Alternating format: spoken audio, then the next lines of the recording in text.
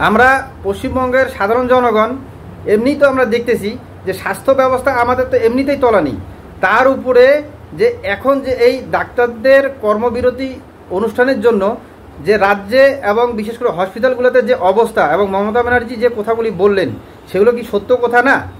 কারণ আমরা চারপাশে দেখতেছি কোথাও প্রেগনেন্ট মহিলা, কোথাও কারো পা ভেঙে গেছে, কোথাও কারো পেটে পাথর হয়ে গেছে, সেগুলির জন্য কত হয়রানি হতে হচ্ছে। তো এই বক্তব্যগুলি আপনারা কীভাবে নেবেন?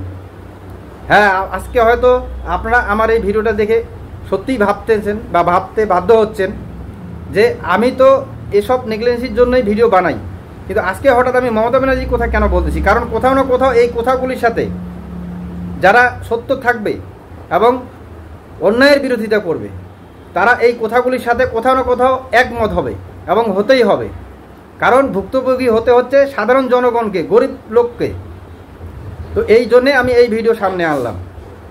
এবং যদি মমতা ব্যানার্জি সেই কথাগুলির জন্য, তার বিরুদ্ধে যদি এফআইআর হয়, তবে এই কথাগুলির জন্য, এই কথাগুলির উপরেও অ্যাকশন নেওয়া দরকার, হয় প্রশাসনিকভাবে আর না হয় সাধারণ জনগণ।